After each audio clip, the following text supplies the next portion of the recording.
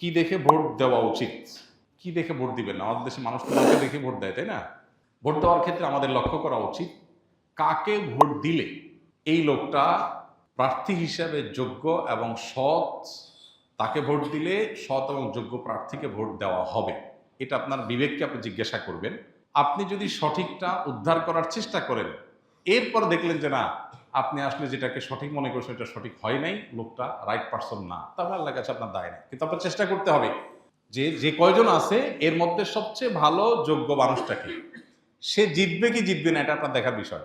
আমাদের দেশে বেশিরভাগ মানুষ এই জায়গাটায় এসে ভুল করে, মনে করে যে তারা ভোট দেওয়ার লাভ কি, ভোটগুলো তো নষ্ট হবে। ভোট নষ্ট হয় না।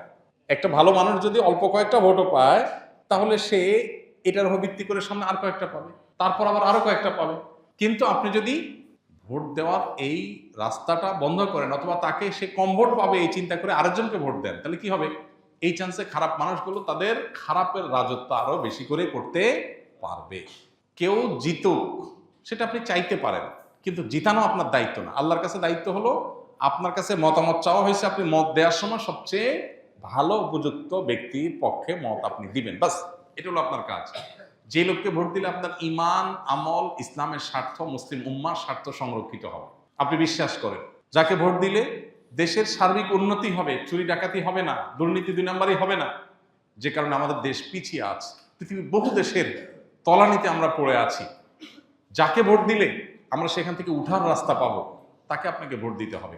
এক্ষেত্রে বায়াসনেসের ঊর্ধ্বে উঠা, এক্ষেত্রে আপনার গোষ্ঠীগত, বংশগত, পরিচয়গত, হ্যাঁ, এই সমস্ত বিষয়গুলোর ঊর্ধ্বে উঠা, সামান্য একটু স্বার্থের জন্য, একটু টাকা পয়সার লোভে আমরা আজকাল অনেক সময় ভোট দিয়ে দিই, সেটা যেন না হয়। আল্লাহর কাছে অনেক বড় একটা জবাবদিহিতার জায়গা। নবীজি বলেছেন, ইযা বুসিতাল আমরু ইলা গায়রি আহলিহি ফান্তাজিরিস সাআ।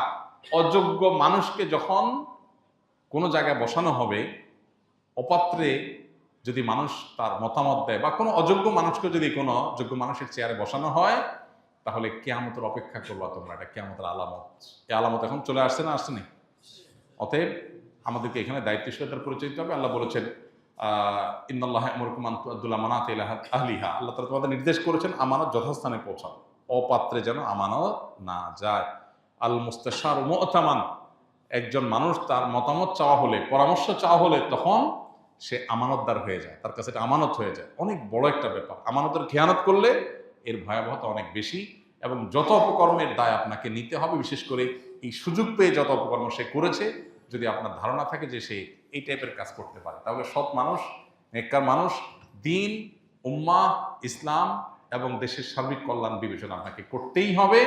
আমি যাকে ভোট দেবো সে জিতুক কি না জিতুক সেটা আমার বিষয় না, সে জিতবে কি জিতবে না এটা আমার বিষয় না। আমার দায়িত্ব আমার সিদ্ধান্তটা সঠিক জায়গায় দেওয়া, বাকি আল্লাহটা আল্লাহ দেখবে। আল্লাহ যদি তারে সুযোগ না দেন, সেটা আমাদের অযোগ্যতার কারণে আল্লাহ দেন না, কিন্তু আমার দায়িত্ব আমি সঠিকভাবে পালন করতে হবে। আল্লাহ আমাদেরকে তৌফিক দান করুন। আমি কাজ জানি, কিন্তু ইন্টারভিউ দুর্বল থাকায় অন্য একজনকে দিয়ে ইন্টারভিউ দিয়ে পাশ করে পরবর্তীতে আমি ইনকাম করলে হালাল হবে কিনা, ভালো বুদ্ধি। নিজে ইন্টারভিউ দিতে নার্ভাস ফিল করেন, পারেন না, আরেকজনকে দিয়ে করাইলেন, করায় আপনি চাকরি করলেন।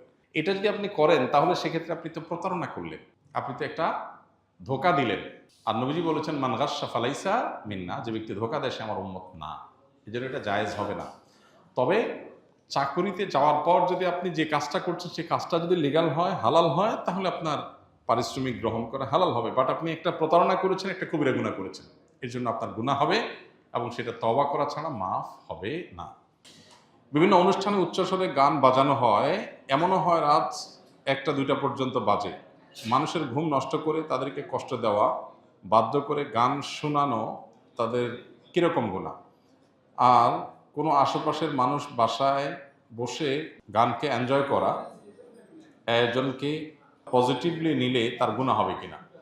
ভাই, এটা আমাদের দেশের একটা সামাজিক অপরাধগুলোর মধ্যে থেকে, সামাজিক যে সমস্ত ব্যত্যয়গুলো আছে সেগুলোর মধ্যে থেকে একটা, যে উচ্চস্বরে গানের আওয়াজ কিংবা ওয়াজের আওয়াজ যেটাই হোক, এটা দিয়ে মানুষকে অতিষ্ঠ করা, এটার বিরুদ্ধে আমাদের অবস্থান নিতে হবে। ওয়াজ মাহফিলগুলোর সাথে যারা জড়িত আছেন তারা মেহেরবানি করে চেষ্টা করবেন যে কোনোভাবে ওয়াজ মাহফিলের নামে যেন উচ্চস্বরে গানের আওয়াজ না হয় এবং আশপাশের মানুষের জন্য অসুবিধা না হয়। এই জিনিসটা আমাদের খেয়াল রাখতে হবে। একই সাথে আমাদেরকে মনে রাখতে হবে যে এই যে গান বাজনা যারা করছেন, বেশিরভাগ তরুণরা এটার সাথে জড়িত, মানে তরুণরাই সাধারণত আয়োজনগুলো করে, সেজন্য বলা। এই জন্য তরুণদেরকে সিদ্ধান্ত নিতে হবে যে আমি আনন্দ করব, এই আনন্দটা আরেকজনের কষ্টের কারণ হবে, আরেকজনের পেরেশানির কারণ হবে, এটা তো হতে পারে না। তো এই জন্য একজন ইমানদার হিসাবে আমাদের উচিত না কাউকে কষ্ট দেওয়া। নবী করিম সাল্লাল্লাহু সাল্লামের মসজিদে এক লোক জোরে তেলাওয়াত করেছেন, নবীজি বলেছেন তুমি কোনো বধিরকে শোনাচ্ছ না, যে আল্লাহকে শোনাচ্ছেন তিনি সব শুনতে পান, অর্থাৎ উচ্চস্বরে পড়িও না, আরেকজন ডিস্টার্ব হয়। সেখানে আমরা কিভাবে ওয়াজ করতে গিয়ে মানুষের ডিস্টার্বের কারণ হয়, বিশেষ করে ঢাকায়, চট্টগ্রামে, শহরগুলোতে যে মাহফিলগুলো হয়, গ্রামেও দূর দূরান্ত পর্যন্ত মাইক লাগাইলাম, এমন ভলিউমে আমি ওয়াজ দিলাম রাত 12টা 1টা পর্যন্ত যে মানুষ ঘুমাইতে পারলো না, সকালে ডিউটি আছে, সে ঘুমাইতে পারছে না, বাচ্চাদের অসুস্থ, হার্টের রোগীদের কষ্ট হয়, কোনো অবস্থাতে এটা গ্রহণযোগ্য না। এটার বিরুদ্ধে আমাদের প্রত্যেকটা মানুষকে দায়িত্বশীলতার সাথে কথা বলতে হবে, ভূমিকা রাখতে হবে। আর এই বিনোদনের নামে, গান বাজনার নামে যে অত্যাচার, ওয়াজ তো যাক শীতকালে হয়, তাও গ্রামে হলে পুরো গ্রামের মানুষ ওয়াজ শোনার জন্য প্রস্তুত থাকে, কিন্তু গান বাজনা তো নির্দিষ্ট একটা গ্রুপ অফ পিপল শুধুমাত্র শুনে, আর বেশিরভাগ মানুষ অতিষ্ঠ হয় এবং বছর জুড়ে হয়, এটা কোনো শীত আর গরম নাই। তো এই জন্য এই জুলুমটার বিরুদ্ধে আমাদের কথা বলা উচিত। শব্দ সন্ত্রাস বা শব্দ দিয়ে মানুষকে অতিষ্ঠ করা, এটা কোনো সভ্য সমাজে গ্রহণযোগ্য না, মুসলমান হিসাবে তো মোটেই না। আমাদের সমাজে অনেক অনাচারের বিরুদ্ধে সমাজের মানুষ সচেতন, কিন্তু এই অনাচারের বিরুদ্ধে সেরকম সচেতনতা নাই। কোথাও যদি এরকম অন্যায় হয়, এলাকাবাসী একত্রিত হয়ে সুন্দর করে আয়োজকদেরকে যা বুঝান, কাউন্সিলিং করেন যে ভাই তোমরা যে কাজ করছো এটা অন্যের কষ্টের কারণ হচ্ছে। আল্লাহ তাআলা আমাদেরকে অনাচার থেকে বের হয়ে আসার তৌফিক দান করুন। কিভাবে একটা মানুষের আনন্দ হয়, একজন লিখেছেন যে একজন বাসা থেকে এনজয় করছেন। হ্যাঁ, আপনি এনজয় করছেন কিভাবে? আপনি জানেন এই আওয়াজটা একটা মানুষের বুকে ধড়পড়ের কারণ, একটা হার্টের রোগী ছটফট করছে, এটা মনে উঠলে তো আপনার সব আনন্দ মাটি হয়ে যাওয়ার কথা। কিন্তু আপনি আনন্দ করছেন, তাতে অন্য মানুষ মরে যায়, যাক, আরেকজনের কষ্ট হয় হোক। যে ব্যক্তি হারাম হিসাবে গান শোনা থেকে বেঁচে থাকতে চায়, যে ইমানদার এটা থেকে নিজেকে রক্ষা করতে চায়, তার জন্য গানের আওয়াজ হাতুড়ি দিয়ে আঘাতের মতো, সেটা শুনতে চায় না, আপনি জোর করে তাকে শোনাচ্ছেন। তো এই জুলুম কোনো বিবেকবান মানুষ করতে পারে না। এই জুলুম বোঝার জন্য মুসলমান হওয়ার দরকার নাই, বিবেকবান হলেই যথেষ্ট। মাথায় যদি একটুও মগজ থাকে, তাহলে সে চিন্তা করবে যে আমার একটা উৎসব, আমার একটা ফুর্তি, এটা আরেকটা মানুষের চোখের পানির কারণ হচ্ছে, কিভাবে এটা আমি মেনে নিতে পারি? আপনি ফুর্তি করেন, ন্যায়ভাবে করেন, অন্যায়ভাবে করেন, সেটা তো এক জিনিস, আল্লাহর কাছে এর জন্য আপনার ধরা জবাবদিহিতা আছে।